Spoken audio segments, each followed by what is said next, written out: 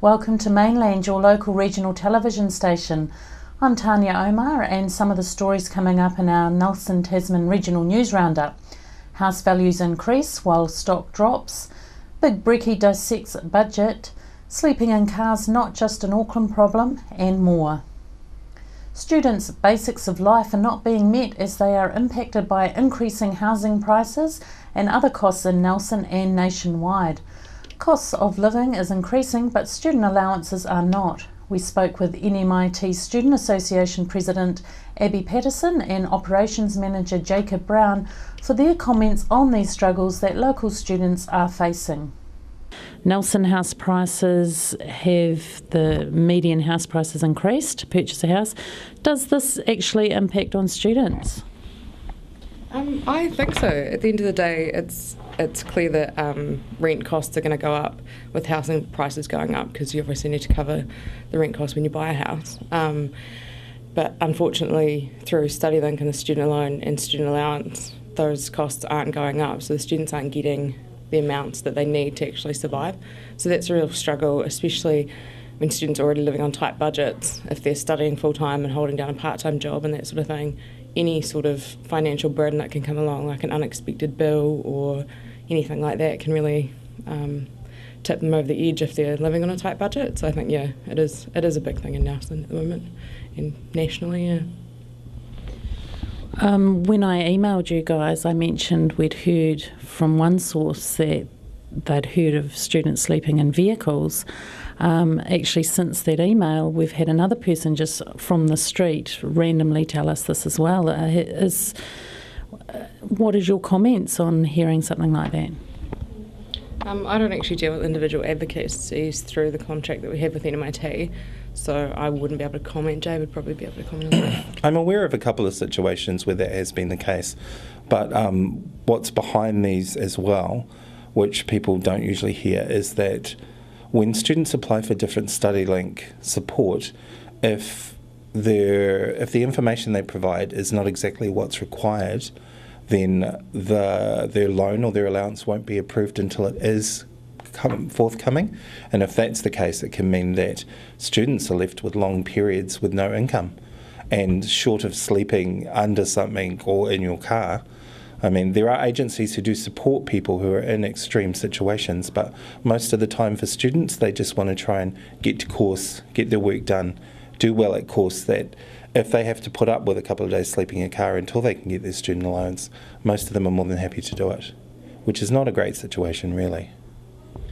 What sort of impact does this have on their ability to learn and study? Do you know? I think within any situation where the basic needs of life are not met adequately, that's going to have a detrimental effect on anyone's ability to do anything. I've never had to sleep in a car, but like you said before, there's a few people nationally who are being forced into situations where their basic needs are not being met. Like, you just open the paper these days and you're seeing a story about someone who's being forced to live on the edge and sleep in a car, sleep at a motor camp. I think I saw a story on a woman and her 5 children who were having to do that because she wasn't able to access support to find a house. So around this area of students maybe not getting some of their basic needs met as housing prices increase, but the allowances aren't going up, what is the Student Association able to do to, advocate or, be a voice for these students? I think on a higher level, it's about working with other student associations in terms of the voice about the student allowances and loans and the money that the students are getting and how it's just not enough to live on. I know there's been talk through other student associations about that and about how actually it's not enough to live on. In terms of what the association does here at NMIT, we can do a lot for the students in terms of what we are capable of doing. But yeah, at a national level, it's sort of something that actually needs to be pushed harder and faster and higher, I think. But it has been an issue for quite a while now that the costs aren't going up, that the students are able to borrow, but yet the price of living has just skyrocketed. And I think that's true of not only students but anyone.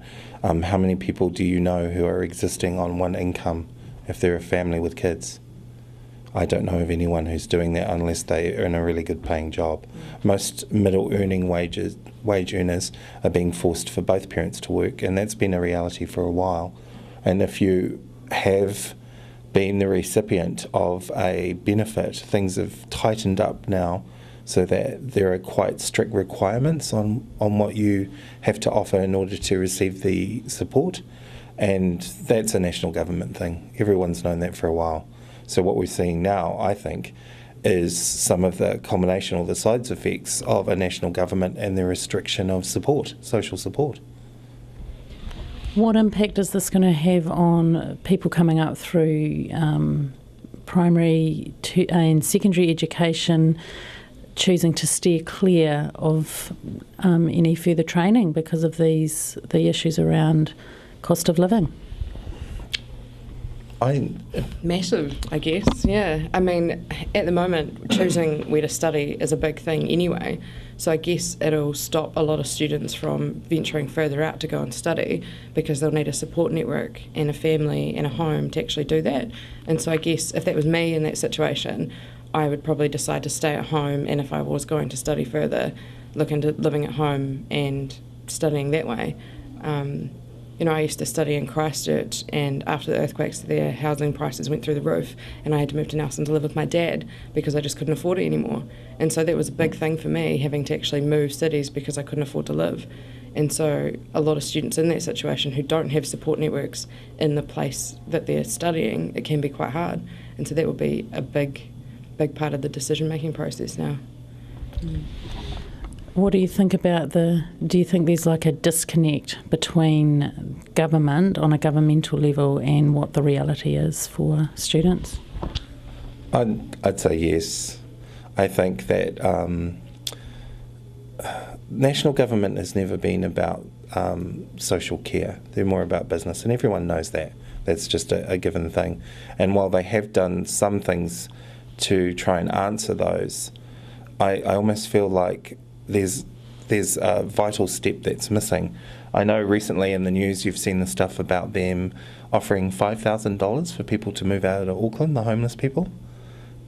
How is that going to help? It's going to move them to another area where they're still going to be homeless, and now they're probably going to have no support systems. They're not going to know the people around them.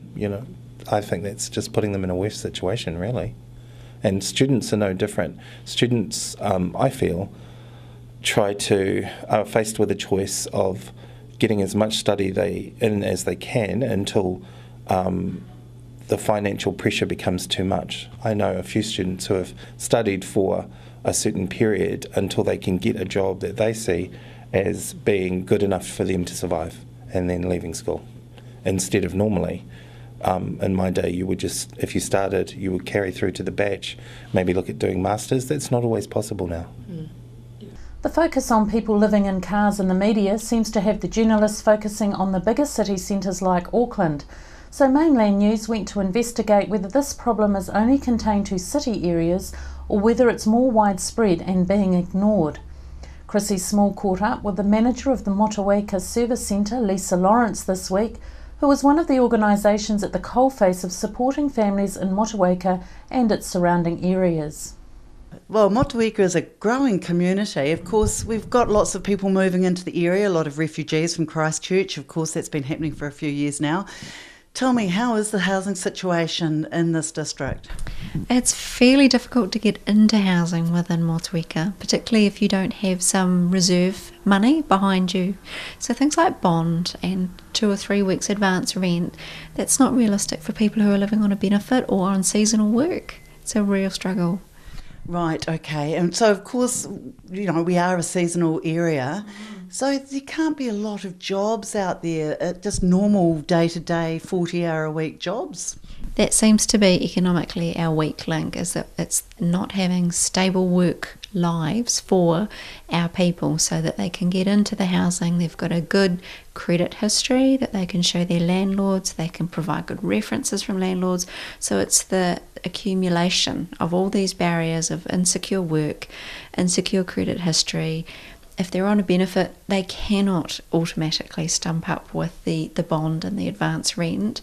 It might take them a week or so to get that in order, and then when we have new people coming in, like the refugees from Christchurch that you mentioned, and new immigrants, it's just simply an unbalanced market for our local people. They can't actually find the homes that they need here compared to somebody new coming in who has that buffer money coming in with them. So really difficult. If you're really struggling, it's just a continual struggle, isn't it? There's no kind of hand out of that. There's no there doesn't seem to be a lever within the government system that people can access within good time for finding a rental. So there's just no relief for them, and it becomes a cycle. So we've had families that unfortunately we're aware of are living in cars near the river. And we've notified, in terms of care of young people, little people, we've notified the appropriate authorities, and provided there was sanitation and running water, the authorities, child, youth and family authorities, were perfectly willing to allow that situation to continue, much to our complete disagreement that was a safe and reasonable way forward for a family. So we're dealing with real problems for our people, not just they can't scrape together a little bit of money and there's some relief coming up. There's no relief in the system there's no lever for them to pull to enable them just even get into a home. Have you tried to talk to the local MPs about what's going on? So I've got regular contact with Damien O'Connor, who's our Labour candidate for this area, and also with Maureen Pugh, who is the List MP I think she's based down the coast, but she comes up to Motueka regularly. And adequate access to housing is something that I raise with them often, and not just for our families that the Motueka Family Service Centre manage, so we work alongside families with children 0 to 16, but also for our men that are here working, no family support. They can't seem to find a flat that fits with their lifestyle, not able to find that social gathering that they can get into, that social grouping. I raise it with them. It's one of our prime things, economic stability and housing affordability here. What is the average rent that you're seeing out there for people at the moment? It's a good deal if you can get under $390 for a 3-bedroom home within Motueka, which is really the rate of that's the same as if a family is able to of a reasonably priced mortgage. That's not realistic on part-time work. It's not realistic on unstable work or sole parents, which most families are these days. If you're a superannuitant and you've come here with no reserves, it's just not viable. So Lisa, how is work and income dealing with it? You must have some dealings with them. Housing accommodation allowances, are they keeping up with the cost of living and the cost of renting? Definitely not, and they haven't for years. So the increments that the government increases the accommodation supplement by, minuscule compared to how the market keeps moving up and onwards, and there's just no way that a beneficiary or somebody on a low income can compete with someone who is on a much higher income or has come here with money. It's an unbalanced system. The WINS workers here one-on-one, absolutely lovely, and we can get some good traction. We do have a worker here who will sit in on meetings with the WINS workers to ensure that people are gaining everything they're entitled to. Mistakes still happen. People still get into bad moods. The WINS office in itself, staff may be lovely, but the setup of the building is...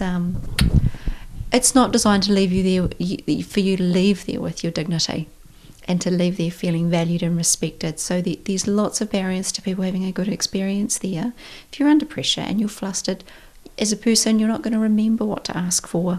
You're not going to remember to ask, am I getting everything I'm entitled to? So and with being a government department, I've noticed their strategies is to second people So we may build a good relationship with, say, 3 or 4 key WINS workers, and 1 or 2 of them within a 12-month period may be seconded out of the district. We've lost a really key linkage, and they've lost some intellectual knowledge around what we do to support families. So it's a constant rebuilding of relationships. Last week, the Minister of Finance, Bill English, announced his government's 8th budget. And finally, we make a sizable investment in the health sector, which receives an additional $2.2 billion over the next 4 years to ensure New Zealanders continue to have access to high quality health care. I'll now take you through the broad outlook for the economy. The world economy is somewhat weaker than a year ago. However, the domestic outlook remains positive. Treasury's forecast the real GDP growth of around 2.9% over the coming year and 2.8% on average through to 2020. Over 200,000 more people are in work today than 3 years ago, and another 170,000 new jobs are expected by 2020. The annual average wage has been increasing at twice the rate of inflation. And by 2020, it will have grown a further $5,000 to $63,000. We thought we'd like to ask people in Nelson what they thought about the government's latest budget. What did you think about this year's budget? I didn't think much of it, to be honest. I leave that to the politicians. The fact that cigarettes are going to be going up to $30 a packet by 2020 is a bit worrying. I don't know how I'll afford that. No thoughts. I've got no thoughts about it, eh? Well, I think it's pretty lean, especially in the gold cards and health. I think we could do with far more health. And the low budget is definitely needs looking at. This year's budget is, I don't think, as good as it sounds, because I think we could do more in several areas like housing and medical. I think that John Keys just doesn't know how to run the country, and I don't think he should put the cigarette prices up because people are already addicted, so it's just going to make it harder for families and all that, yeah. You see what the people want, you know, it's just important what the people want. If they get what they want, then, you know, a lot of people will start coming to New Zealand and, you know, start supporting this country, and yeah, good things will happen, yeah. Big Brekkie this week was a nationwide event which was hosted in Nelson on Wednesday morning in Nelson by Child Poverty Action Group CPAG, who each year bring together a team of experts to take an in-depth look at the government's budget while analysing spending in the crucial areas of health, education, social security and family incomes, as well as the big picture distributional issues. This year's Brekkie was sponsored by Soroptimist International Nelson. Increasing pressures on local families and children have signalled a growing need to address the social conditions in New Zealand and the importance of solutions for immediate improvement.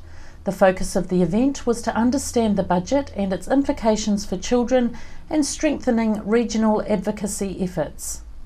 The event featured key speakers, which included CPAG spokespeople Associate Professor Susan St John, along with Professor Ines Asher, and included a commentary from award-winning documentary maker and investigative journalist and author Brian Bruce. Mainland sent Ethan Williams to the event to ask some questions. We are here because too many New Zealanders think, why should I look after other people's children? They're not my problem. These are often the people who resent paying taxes, particularly paying taxes to look after children whose parents are on the benefit. They think that tax is theft. They don't think it's the way that we have civilization. These are the people who don't buy into the fairness argument, that we're all better off, even the rich, if we live in a fair society. If you're rich and you live in a fair society, you'll live longer. Your children will probably not have less chance of being on drugs or get pregnant or whatever, teenage pregnancies. All of those things will be better, even for rich people, in a fair society. And these are people who also don't buy into the moral goodness argument that you should just do it because it's a good thing. So when I'm talking to people who, those kind of me-centered people, and I try to convince them why we should look after other people's children, I appeal to their selfishness. You know, the reason that we look after our children, and we look after other people's children, is that they will look after us when we get sick and old. Oh, well, that's a good reason. And the other thing I say to me-centered New Zealanders, who want to, who are also the kind of people who want to blame parents, bad parenting, who want to say that there are, you know, we've only got this problem because parents make poor life choices, which tends to lead to poor circumstances for their children. And that if these bad parents didn't drink or smoke or gamble, they'd have money for their kids. What I say to them is, no, you've got the wrong end of the stick here. It's the children's fault that they're poor. Because they weren't smart enough to pick rich parents with no addictions when they were born. And they look at me as if I'm crazy and they say, but hey, you know, kids can't choose their parents. And I say, exactly. And by that I don't mean to infer, from what I just said, that parents who are struggling financially are bad parents. I don't mean that at all, that's rubbish. What's bad are government budgets that continue to benefit the few of us at the expense of the many.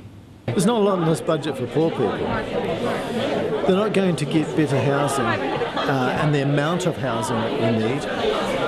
They're going to see a drop-off, a gradual drop-off in the kind of benefits that help poor families.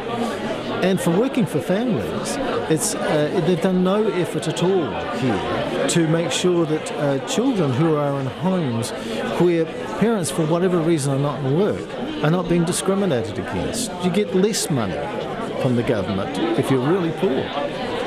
Why do you think that is? Shall I give you the history of neoliberalism? which is the idea that if the rich are pandered to, then we'll all be better off. It isn't working. What we've got is an enormous gap between the rich and the poor in our country now, and it's time that we revisited this whole economic nonsense that we've been living through for the last 30 years. And how has this budget compared to previous budgets in regards to child poverty? Well, it's done absolutely nothing for child poverty, and we're just seeing a continuous decline in the spending on transfers. Of course, the government in the last year's budget did increase benefits, and it did increase part of working for families, and it's resting on its laurels now, assuming that that's going to be enough. So there's no indication we're going to see any attention to family incomes in the future budgets. If I can just add that when John Key, in his first week in Parliament of this current term, said he was going to make child poverty a focus for this term's government, I find it extraordinary that the words either child poverty or poverty do not occur in the budget or any speech given by the Minister of Finance. After the break, we'll bring you the latest weather update and some events and happenings coming up from around the region. Are you looking for a scooter, walker, wheelchair, baby seats or pushchairs? Then come in and see the Nelson Region Specialist at Mobility for You, 269 Queen Street, Richmond, opposite the library. We have a huge selection of scooters, walkers, wheelchairs and accessories, along with a free booklet guide. We also provide a breakdown service if you ever get a puncture or a flat battery. We have fully equipped service vans to rescue you. Hi, I'm Robin Jordan and I invite you to call in and see the friendly team at Mobility for You, 269 Queen Street, Richmond, opposite the library. Why would you want to pay as much as $1,000 for a single bed mattress when you can buy a high quality locally made mattress like this for as little as $220? And a queen size mattress could cost you in excess of $3,000, but at Nelson Beds you could have a mattress like this as low as $425. So why would you go out and spend a fortune on your child's bedroom when you can come to Nelson Beds and buy a complete single mattress and base set, a 7-drawer Scotch chest, a headboard and a 3-drawer bedside cabinet for as little as $979? So call and discuss our custom manufacturing options and local after sales service at Nelson Beds, Nelson's only bedding manufacturer. We're the team at JCar, right here in Nelson, 120 Hardy Street. Our shop is full of electronic items, including security alarm systems, electronic components, solar and power, electronics toys,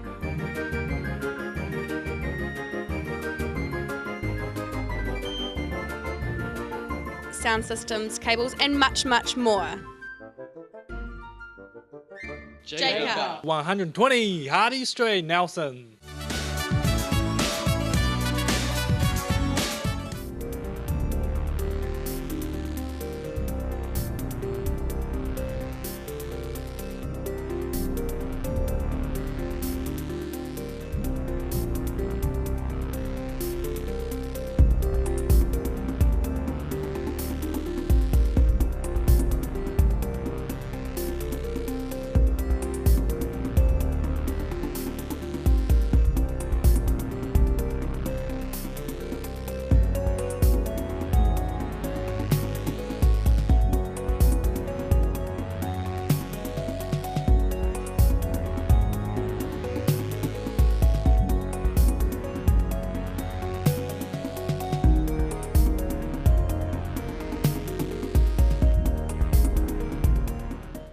Sit and Be Fit is on at the Victory Community Centre Tuesdays and Thursdays at 10 a.m. at the Victory Community Church, 238 Upper Vanguard Street. School terms only. Fun while you get fitter, work at your level. On behalf of the team here at Mainland Television News, thank you for joining us.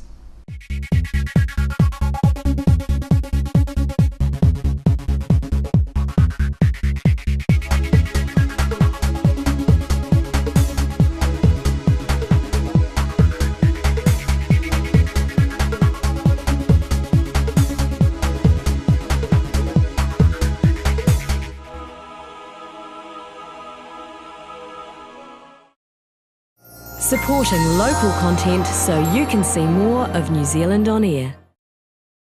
Nelson Tire Centre. Great prices, great service. Buy your own Bryford trailer. All types, all sizes. See Colin Douglas for your tires and batteries. Are you looking for a scooter, walker, wheelchair, baby seats or pushchairs? Then come in and see the Nelson Region Specialist at Mobility for You, 269 Queen Street, Richmond, opposite the library. We have a huge selection of scooters, walkers, wheelchairs and accessories, along with a free booklet guide. We also provide a breakdown service if you ever get a puncture or a flat battery. We have fully equipped service vans to rescue you. Hi, I'm Robin Jordan and I invite you to call in and see the friendly team at Mobility for You, 269 Queen Street, Richmond, opposite the library. We're the team at JCar, right here in Nelson, 120 Hardy Street. Our shop is full of electronic items, including security alarm systems, electronic components, solar and power, electronics toys,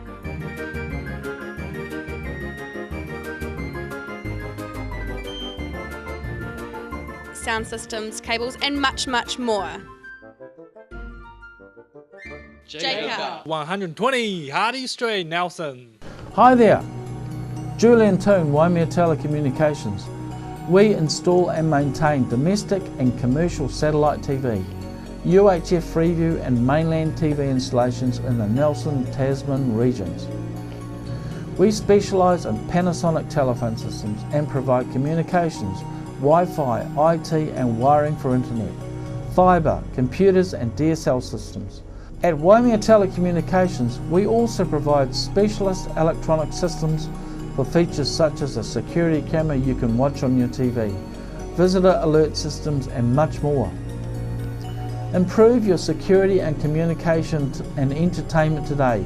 Call us on Waimea Telecommunications on 021 472297, ytel.co.nz.